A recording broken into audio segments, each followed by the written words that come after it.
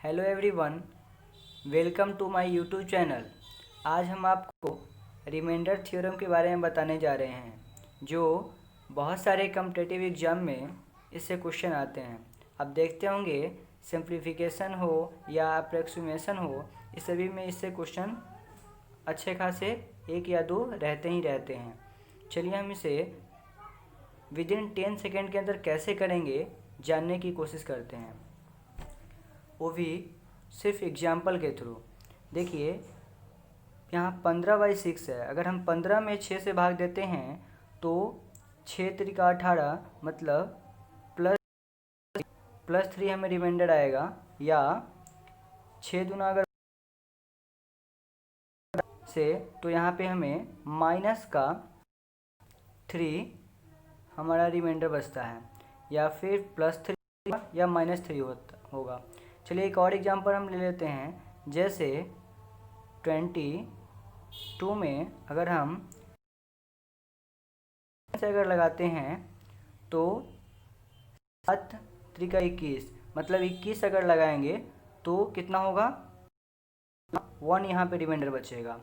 अगर हम 7 से मैक्सिमम मतलब इससे ज़्यादा मरतबे लगाते हैं, 7 चौका 28, तो हमारा कितना हो जाएगा, -7 चौका अगर 28 लगाने हम जा रहे हैं तो हमें यहाँ पे माइनस का 6 रिमाइंडर बचेगा।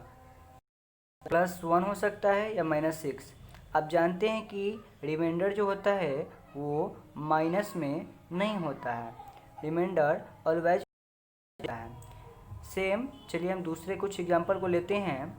यहाँ पे 48 × 43 में 7 से डिवाइड करना है और हमें रिमाइंडर पता करना है कि रिमाइंडर यहाँ पे क्या होगा। तो इसे पता करने के लिए अगर हम मल्टीप्लाई करने जाते हैं तो हम इसे एक एक करके देख लेते हैं। 38 में हम 7 से डिवाइड करते हैं, 42 हो जाएगा। 7 × 5 = 35। अगर हम 5 मरतबे लगाते हैं तो हमें कितना बचेगा, +3। यहाँ पे +3 रिमाइंडर बचेगा। और यहाँ पे 42, तो 6 लगाते हैं, 7 × 6 = 42, तो यहाँ पे हमें -1 का रिमाइंडर बचेगा। तो यहाँ हम क्या करते हैं, रिमाइंडर निकालने के लिए प्लस का 3 मल्टीप्लाई माइनस का 1, दोनों में अगर मल्टीप्लाई करेंगे तो -3, ये -3, सॉरी यहाँ पे +1 होगा। तो +1 अगर मल्टीप्लाई 3 और प्लस का 1, तो दोनों में मल्टीप्लाई करने पे +3, मतलब हमारा जो रिमाइंडर होगा वो +3 हो जाएगा। नेक्स्ट क्वेश्चन में हम देखने चल रहे हैं 87 × 23/11। सेम करेंगे। अगर हम 11 से 87 में भाग देते हैं तो 8 11 8 88, और 11 88 होगा तो रिमाइंडर हमारा कितना बचेगा, -1। और यहाँ पे 23 में अगर लगाते हैं तो हमारा रिमाइंडर कितना बचेगा, +। तो माइनस का 1 और प्लस का 1 सेम करेंगे, दोनों मल्टीप्लाई कर देंगे।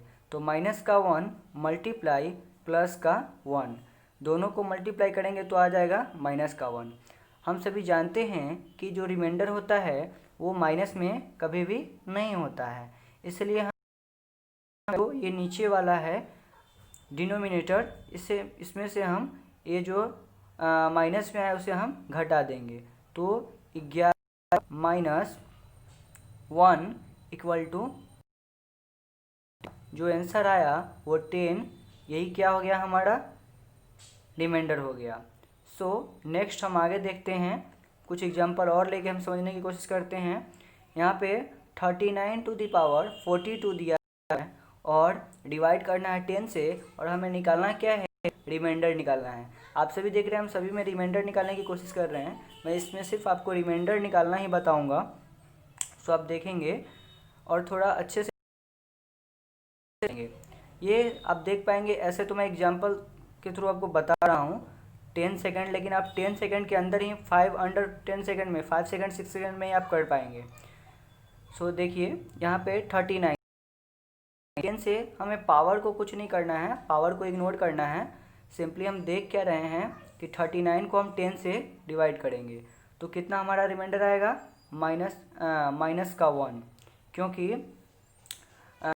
में अगर 4 से मल्टीप्लाई करेंगे तो 40 और 40 से 39 1, रिमाइंडर हमारा कितना बचा, -1। तो -1 तो माइनस ये जो फिर माइनस में आ गया, और माइनस हम सभी जानते हैं कि रिमाइंडर कभी भी नेगेटिव नहीं होता है, इसलिए हम जो नीचे वाला है उसमें से हम इसे घटा देंगे। तो ये कितना हो जाएगा, 10 - 1 = 9। ये हमारा रिमाइंडर कितना हो गया, इसका 9 हो गया। सेम देखते हैं हम next example. 4 to the power 96 है और हमें डिवाइड करना है 6 से। हमें क्या फाइंड करना है, रिमाइंडर। तो रिमाइंडर फाइंड करने के लिए सेम प्रोसेस है कि हम 4 में 6 से डिवाइड करेंगे। तो 4 में 6 से डिवाइड करने पे हमें कितना रिमाइंडर आएगा, -2 आएगा, -2 आएगा।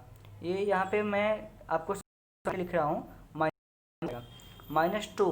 तो फिर हम देख रहे हैं ये -2 जो है, आप देख पा रहे हैं एक चीज़ कि मैंने पावर को कभी भी किसी में भी ना, पावर को मैंने कोई भी छेड़खानी नहीं किया है, उसे ज्यों का त्यों छोड़ दिया है।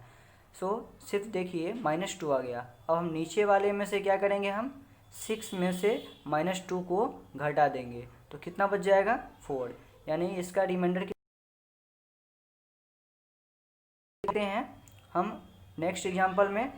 यहाँ पे 2 टू द पावर 20 है और डिवाइड करना है 3 से। तो इसका हम फाइंड करने के लिए आप 2 में अगर रिमाइंडर कितना बचेगा, -1 बचेगा, -1 बचेगा। ये -1 बचेगा, -1 है तो हम 3 में से -1 को घटाएंगे तो कितना आ जाएगा, 2 आ जाएगा। यानी कि इतने बड़े कम्प्लेक्स, कितना भी बड़ा कम्प्लेक्स क्यों ना हो, आप उसे विदिन 10 सेकंड में आप उसका रिमाइंडर फाइंड कर सकते हो। नेक्स्ट देखते हैं एग्जांपल। 2 टू द पावर 99 है और डिवाइड करना है 33 से, और इसका हमें क्या फाइंड करना है, रिमाइंडर फाइंड करना है। तो आप देखिए हम जस्ट ये देखते हैं कैसे निकाल पाएंगे इसका हम रिमाइंडर। तो इसका निकालने के लिए हमें 2 को 33 के नियर बाई में लाना होगा, तभी हम इसका रिमाइंडर 2 को 33 के रिमाइंडर करने के लिए अब देखते हैं 2 का पावर 1 तो 2 होगा, 2 का पावर तो 4 होगा, 2 के पावर 3 तो 2 के पावर 4 तो 16 होगा, 2 के पावर 5 तो 32 होगा। तो हम देख पा रहे हैं कि 2 का पावर जो है वो 5 रखने पे 32 मतलब 33 के नियर बाई में आ जा रहा है। तो हम इसे 2 के पावर 5 के रूप में लिखेंगे। तो 2 के पावर 5 मल्टीप्लाई 19 से कर देंगे तो 19 × 5 कितना हो गया, 95 बचा कितना, पावर इसका 4। हम सभी जानते हैं कि अगर बेस समान हो तो पावर क्या हो जाता है, जुड़ जाता है। तो इसका पावर 4 बच गया। 19 × 5 95 + 4 99 डिवाइड बाई 33। इसे हम इस रूप में क्यों लिखें, नियर बाई में एक चाहिए। अब आप देखिए यहाँ पे 2 का पावर जो है वो 5, तो ये हो जाएगा कितना,